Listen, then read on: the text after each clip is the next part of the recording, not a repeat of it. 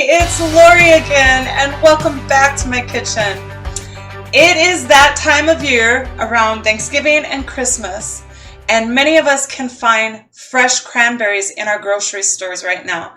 Now, I know they're always available in the frozen section, but it's just kind of a special thing to find fresh cranberries at the grocery store. And generally, they're at pretty good prices around the holidays. And so this is the time that you can go out and just really stock up on fresh cranberries. I went to Aldi's the other day and I found 12-ounce bags for 99 cents. I know that some people are finding them cheaper in other areas of the country, but that's what I'm paying.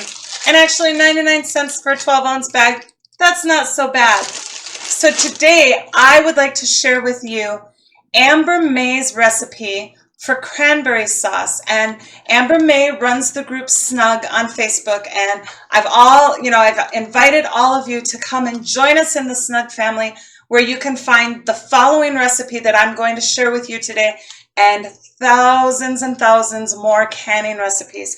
So I just want to give a special call out to Amber May. This is her recipe for cranberry sauce. I might assemble it just a little bit differently than what her directions are, but it's all her measurements and all her ingredients today.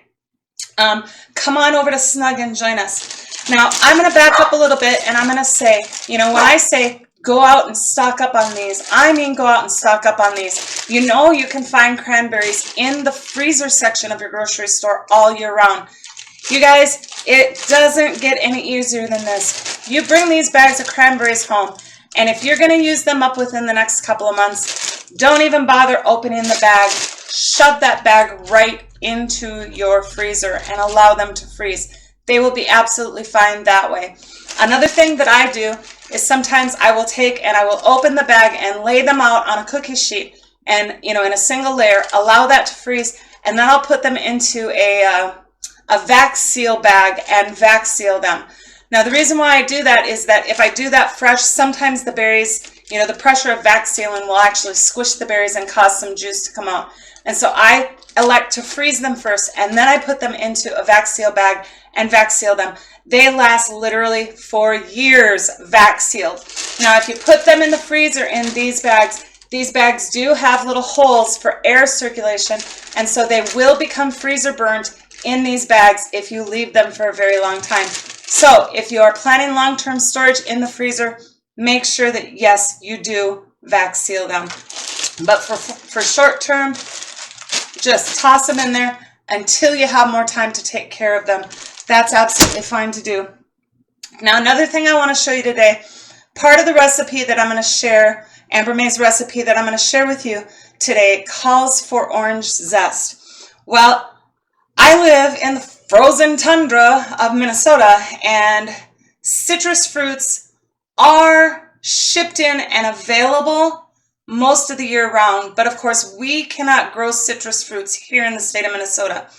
And so even when they are available in the grocery store, they're pretty darn expensive. Your lemons, your limes, your oranges, all those citrus fruits are very expensive. So whenever I find a fairly good deal on oranges and lemons and limes and things like that, I actually freeze them. And I'll show you, because today I'm going to use a little bit of that from my freezer, and I'll show you what I mean.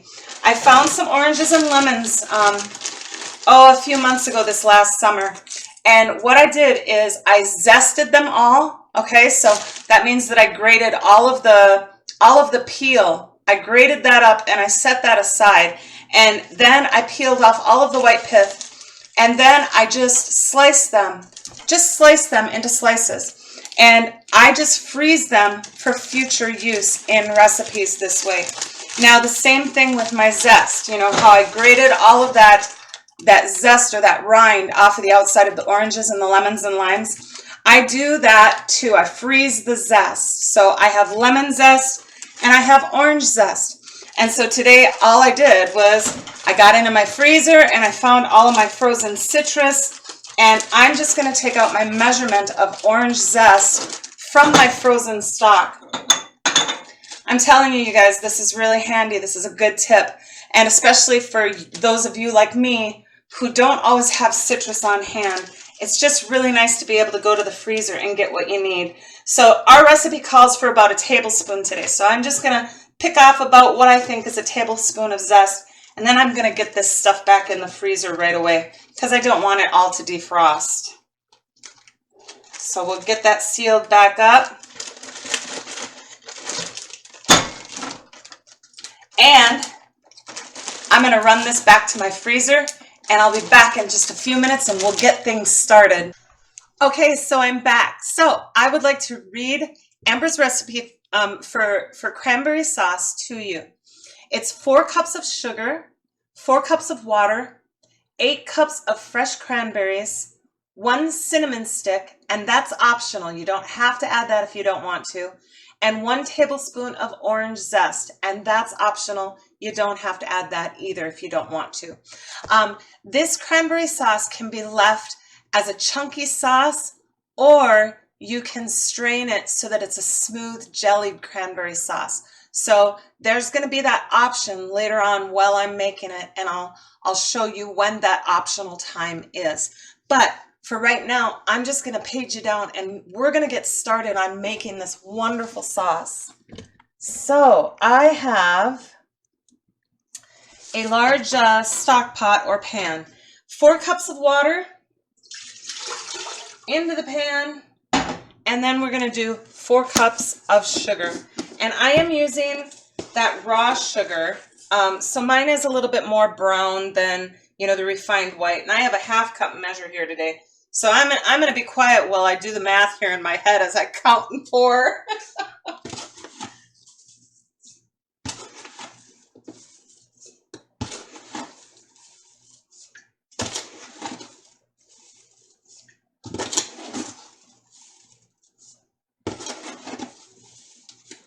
Three and a half and 4. There we go.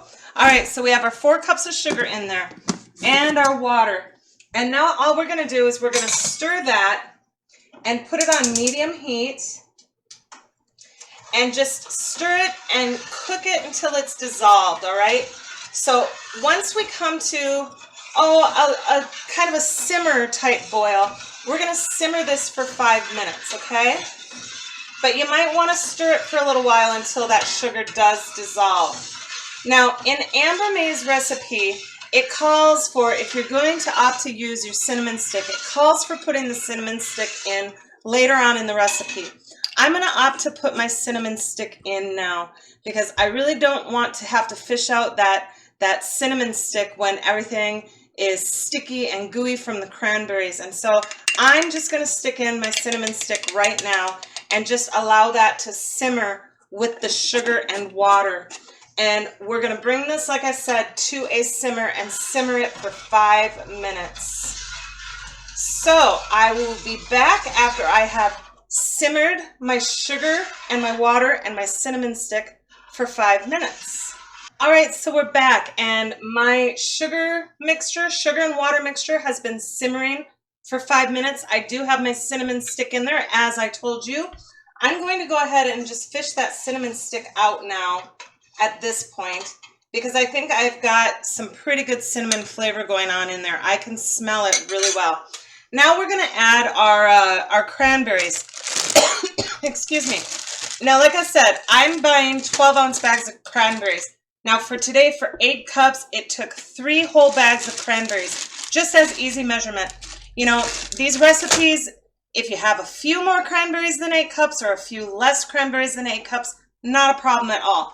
Just 8 cups of cranberries goes right into that boiling liquid, and we are just going to cook this until all of those cranberries pop open and they are nice and soft, okay? So just continue simmering and stir once in a while until they pop open. Now, in Amber's recipe, she waits until all of her cranberries are cooked and then she adds her orange zest. I'm going to add my orange zest now, and the reason why I personally am opting to do that is because I'm not going to leave my sauce as like a whole berry sauce. I'm going to strain mine so it's more of like a jellied cranberry sauce. And if I add it later in the recipe, You know, if you leave it as a whole berry sauce, you just leave that lemons or that orange zest in there. But since I'm going to be straining mine, if I add it later, I'm not going to get a whole lot of that good orange flavor. So I'm going to cook my zest with my berries. And then when I strain it, all of those things get removed, but I want that flavor in there. So I'm going to allow my orange zest to cook with my cranberries. And you can do it either way.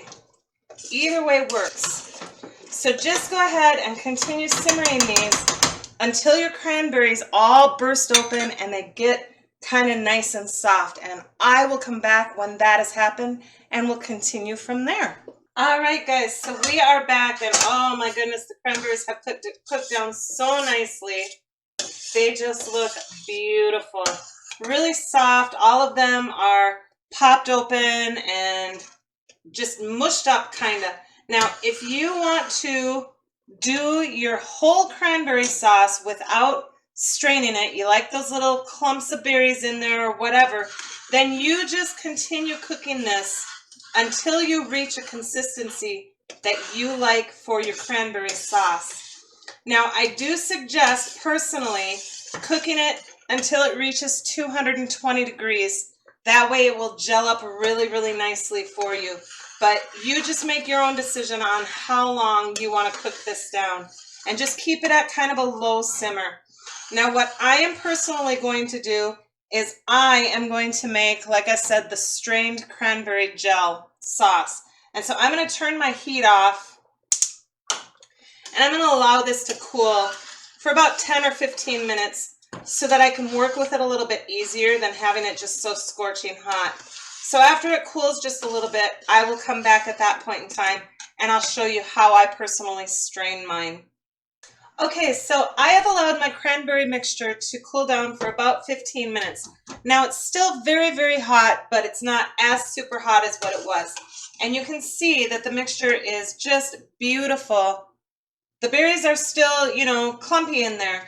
Now what I do, now like I said, if you want to continue cooking it down and having a chunky sauce, that's absolutely fine. You just cook it down to the consistency that you want it. I really prefer a smooth type sauce, kind of a jellied sauce. And so what I am doing is, after letting it cool down for these 15 minutes, I'm just going to take my stick blender and I'm going to just blitz it in the pan a little bit. And the reason why I specifically let it cool down is that when you're working with super, super hot ingredients in a stick blender, you actually can overheat your blender and ruin them. Ask me how I know.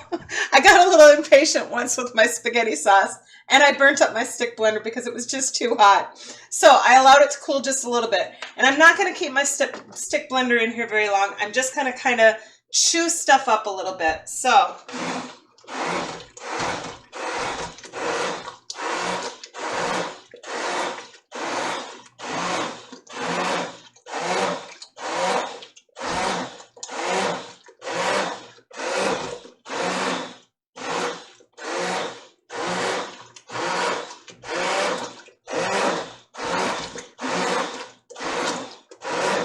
all right, that's about all I'm going to do. I like to just make sure that I clean up my tools right away too. So I brought over a little pitcher of water and I'm just going to stick my stick blender in there because we all know that it's easier to clean things off while they're still fresh. So that'll just sit in there and wait for me. Now I'm going to rearrange just a little bit. I think I'll just stick this over here.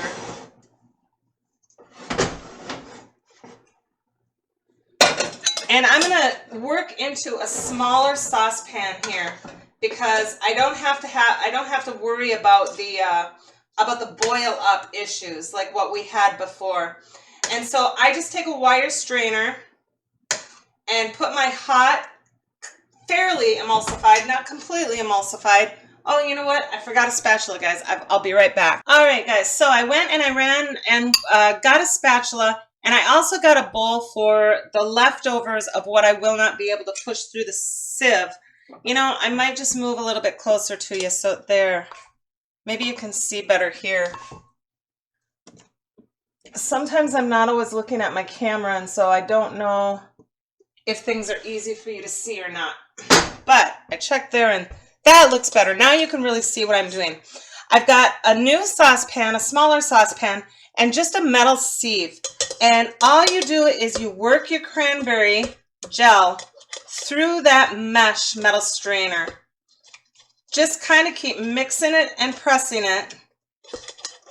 And yeah, this takes just a little bit of time, but I tell you, I much prefer the results of having all of this stuff out of my cranberry jellied sauce. See how you can get that so nice and dry? You just take all of the good stuff and push it through the strainer, and all of the chunks kind of stay in the strainer. Now I just take that and remove it and refill with more of my sauce from the pan, and just continue working it this way until I get through the whole batch.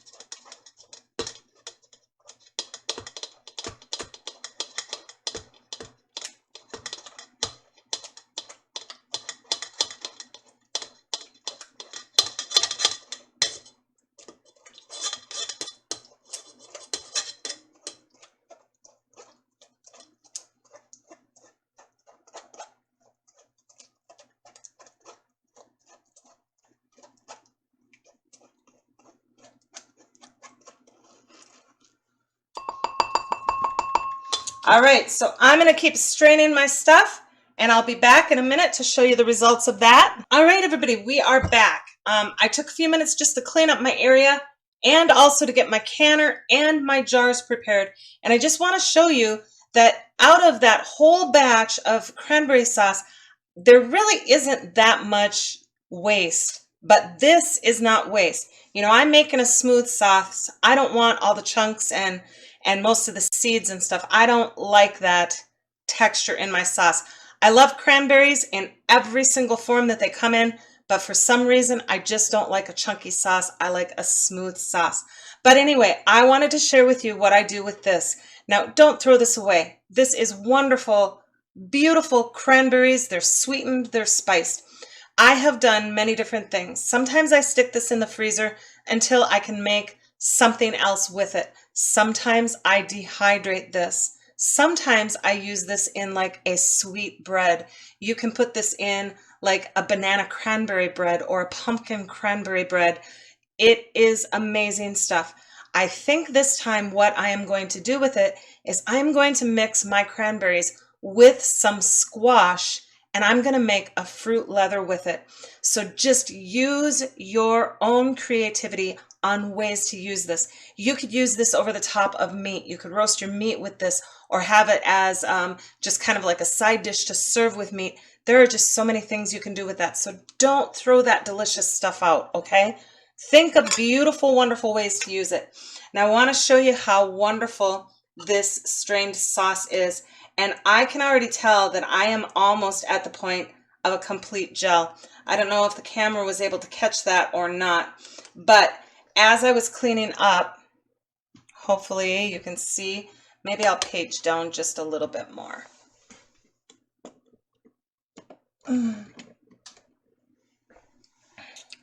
As I was cleaning up, my sauce had the opportunity to kind of cool off, and you can see that there's this wonderful gelled surface on the sauce. I am almost at the consistency that I want already. So all I'm going to do is I'm going to heat this up really well before putting it in my canning jars, all right? But if your sauce isn't as thick as you want it and it doesn't appear like it's going to be gelling, you go ahead and you continue simmering for just a little bit longer until it reaches that gelling stage. There's a couple of ways that you can do this. You can take a cold spoon, put a clean spoon in the freezer, and with that cold spoon, just drizzle a little bit of your cranberry sauce onto that spoon, and it should gel up just almost immediately. As soon as it cools off from that cold spoon, you will know the consistency of your sauce. Another way that you can tell that it's going to gel well is if you use a candy thermometer, and it should reach 220 degrees for a really good set. Now, cranberries are so high in pectin, you never need to add any extra pectin, like if you're making a regular gel or something like that. There's just no need for it. Cranberries are super high in pectin, and it sets up really well on its own. So I'm just going to go ahead and get this heated, and then I'll come back and show you the jarring and the canning process. All right, I have reheated my sauce. I've got bubbling and foaming kind of happening around the edge, and when I stir it, I can see that it's all steamy again. So I have this hot enough again that I feel comfortable going ahead and starting to jar it. So I have not preheated. Now remember, I always tell you, hot food, hot jars, hot canner. I've got my canner ready. My jars, there's only a few of them today, so I didn't take the time to heat my jars. So I'm just going to be super, super careful putting my hot cranberry sauce into my jars. And I think that most of you have seen me do this on some of my other videos, and how I do that to avoid the thermal shock. Extremely hot, I better page down here, extremely hot contents going into a cold jar can cause thermal shock, and it can cause that jar to bust and the bottom to break right out of it. So you really, really need to be careful when you are putting hot contents into a jar that you have not previously heated, okay? And the way that I do that very carefully is I just take some of my hot product and I just drip a little bit into the bottom of that jar. And I allow that jar to kind of acclimate to the heat. I'm going to take another jar and I'm going to get that same process started on another jar. Just very, very little in the bottom of that jar, just to kind of allow that jar to heat up and acclimate to the heat. I'm going to go back to my first one and just slowly add my contents. Don't go rushing it in there.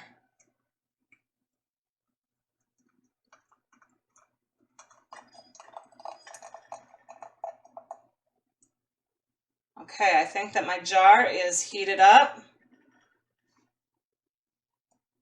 Feels like it's adjusting really well.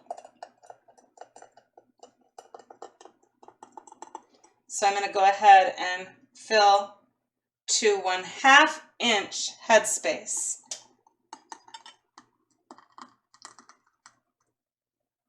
I think I can maybe do that without the funnel on the largemouth.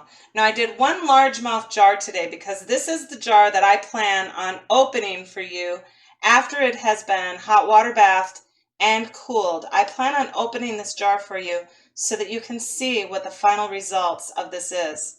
I'm going to bring that to 1/2 inch headspace. I think I'm going to put just a little bit more hot stuff in that other jar that's waiting for me, just to keep it hot, because that stuff in the bottom is probably getting cool. And I'm going to start a third jar acclimating.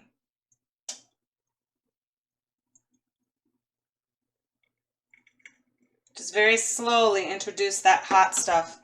All right, then just like always, you just take a clean laundered washcloth.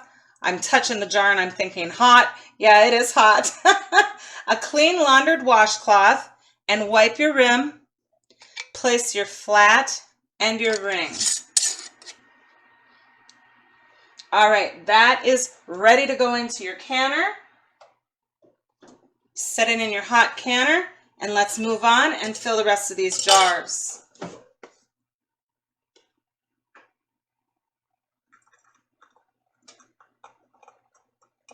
Now, if your jars are hot, you don't have to be as cautious and as slow as what I'm being.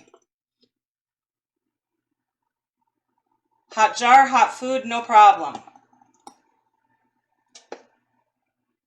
But when you're working with cold ones, you just want to be a little bit cautious. Give that jar time to get used to what's going on inside of it. And like I said, you can take that all the way up to 1/2 inch headspace. Let's put a little bit more hot stuff in this next one. Keep it hot. Wipe this one. Wipe the rim. Place your lid and your screw-on band. And into the canner it goes. I think we better get another one started here.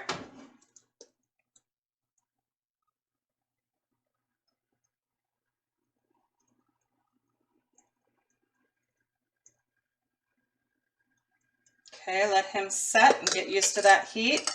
We're going to go back and finish this one.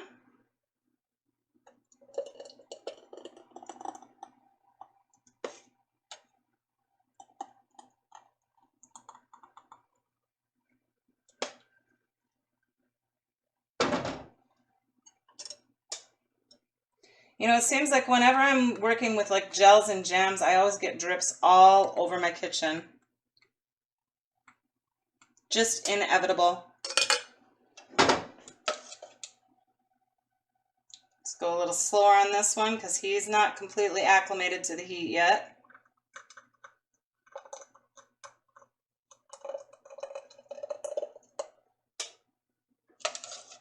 Hopefully we're going to be able to fill that last pint. I think I'm going to grab I'm going to grab a spatula and see if we can't scrape out enough into that last jar. I'll be right back. All right, I'm back with my spatula.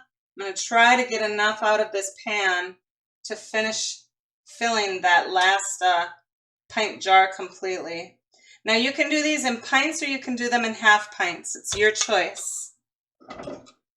We really love cranberry sauce, and the whole family loves it, and so it's just one of those things that we use a lot.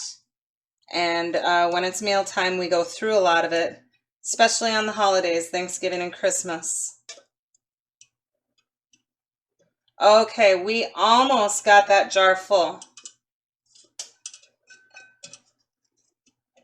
Let's turn off our burner here.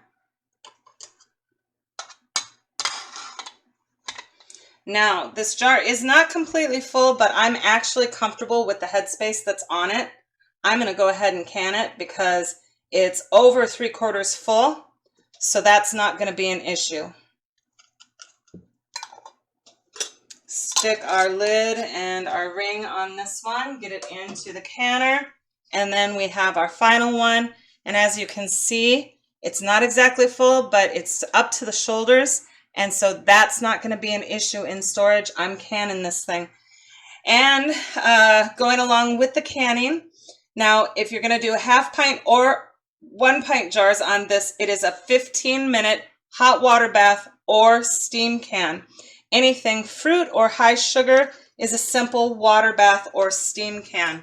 And so this qualifies today for an easy peasy steam bath. All right, we're going to stick that in there. Get you paged up again here.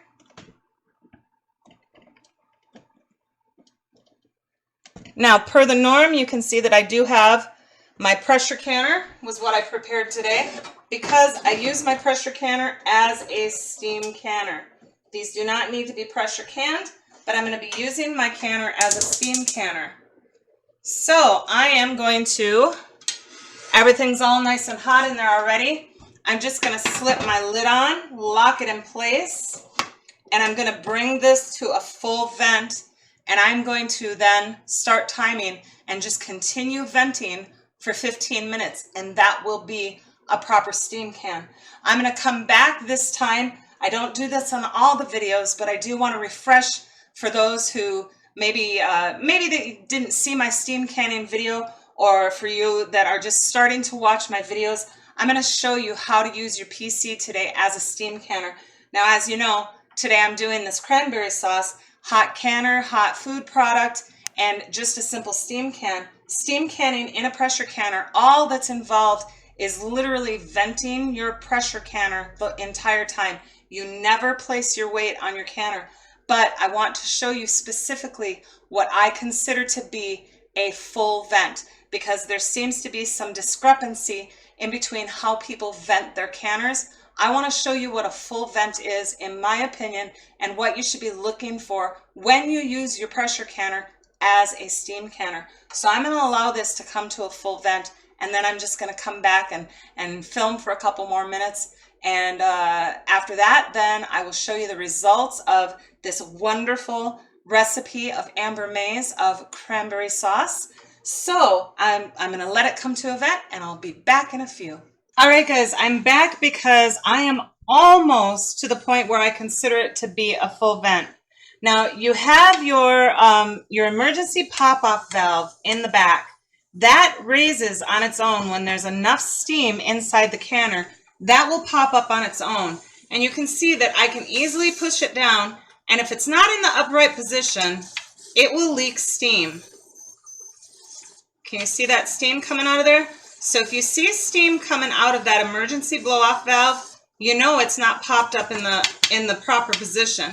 So that needs to be popped up, and now my lid lock, you just saw that there, my lid lock pressure valve just popped up on its own. I'm going to wipe all of the water that pooled on top of that. Now, this pressure canner is not under pressure. There's steam in there, but it's not under pressure. I can push this lid lock down without any danger at all, okay? And you can see that just the pressure of the steam inside the canner pushed those things up on its own. You do not have to set your regulator or your weight on top of the canner in order to get this lid lock to pop up. This is what we consider old school venting. These things always happened before we considered it a vent.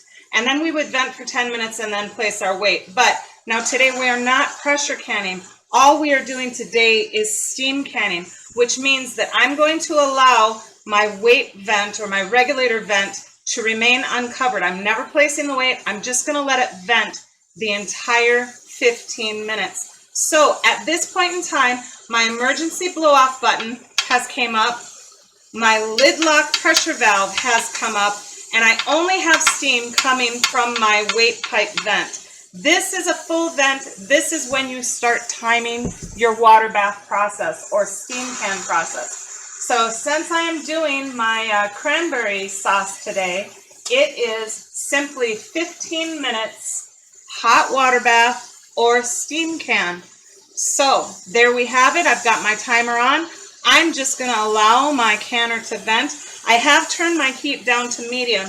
Now you only need enough heat to just keep that emergency blow-off valve and your lid lock button up. That's all the more heat you need, is just keep those in the upright position. So this doesn't have to be on high. It doesn't have to be spurting water or anything like that all over it. On my gas stove, I can just bump it down to medium, and it just keeps it at a really nice rate.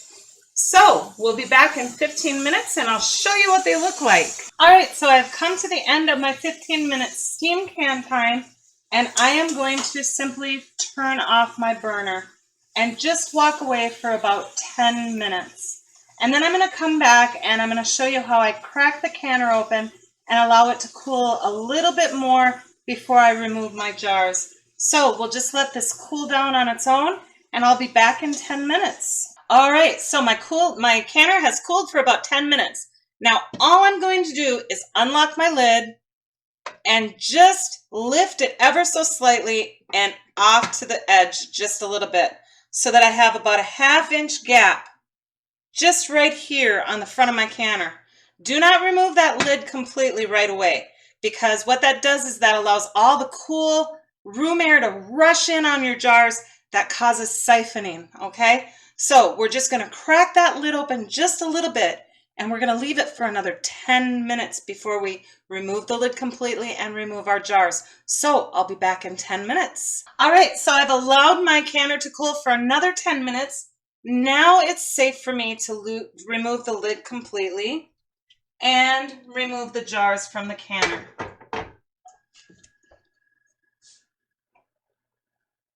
We had no siphoning. These look absolutely beautiful. Now I've got a little bit of, I use cream of tartar in the water of my canner, so there's a little bit of dusty stuff on there, but that just wipes right off.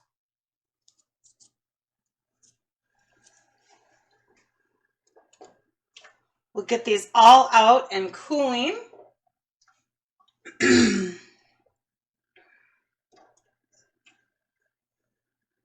Alrighty. So as they cool, the lids will pop and seal. And I'm going to come back in just a few hours, if I can get that adjusted right. I'm going to come back in just a few hours after these have cooled and sealed, and I'm going to open one for you so that you can see the consistency of the finished product. So I'll see you in another few hours. All right, guys, so I am back, and all of the jars have sealed. They've cooled and sealed, and I actually stuck the one that I told you that I was going to open. I stuck that in the refrigerator for a couple of hours after it cooled quite a bit. I want a page down here. All right. So all of my jars have sealed, and they look absolutely beautiful. I have washed them up. Just gorgeous, gorgeous jellied sauce. Now, this one is the one that I told you that I was going to open. I have a bowl of hot water here. I'm just going to let that sit in there for a couple of seconds to warm up, because we all know that jellied cranberry sauce from the store is in a can, and you kind of heat it up just a little bit so that it slides out of the can. It used to be that you could open up both ends of the can and just push it from one side to the other. They don't do that anymore. They have these rounded ends on the cans that you can't open. And so you have to heat it to get it to slide out. Same thing with our canning jars at home, all right? So I'm just going to pop off my lid here. I've got, like I said, I've got it sitting in warm water. Going to find a good edge. There's a good edge. Pop that open.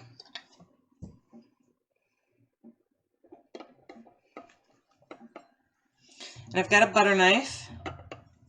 And what I'm trying to do is I'm just trying to heat it up on the outside of the jar so that I can just completely just get this thing to slide out.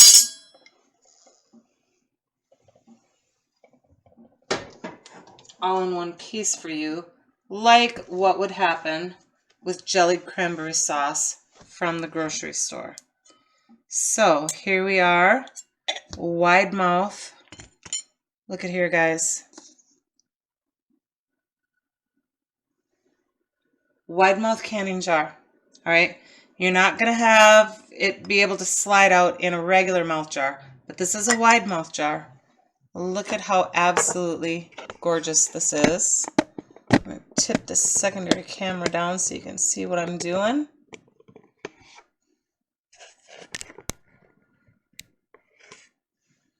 And from the top, look at here, guys. Just going to turn it on its side. Oh, beautiful.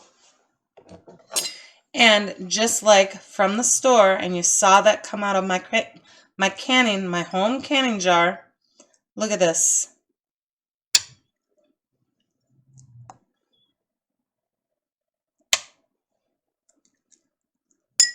You guys, you can't get any better than this. You can't get any more beautiful. This is absolute perfection. Look at this. Absolute thing of beauty. Home canned cranberry sauce. Now I strained mine, as y'all saw, so that I would have more of a jellied sauce. If you want a chunkier sauce, you wouldn't have to strain it. But look at how absolutely beautiful this is.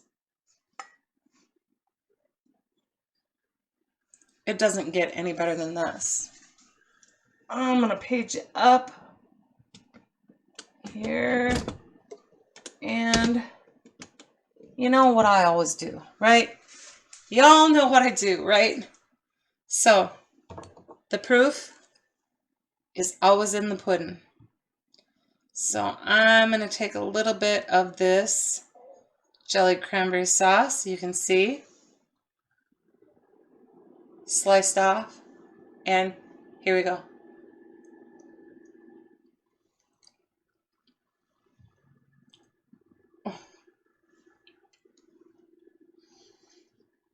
Oh, so good. You've got that sweet, you've got that tart, you've got that puckery going on. I gotta have some more. Excuse me. I love cranberries. You've got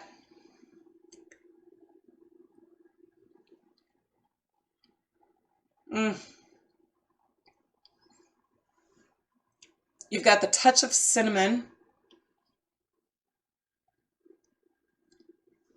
You have the touch of orange. Oh my gosh, you guys. This is another thing. I seriously just stand here and shamelessly eat the whole thing right in front of you. Cranberry sauce. Amber May's recipe for cranberry sauce. It's a thing of beauty.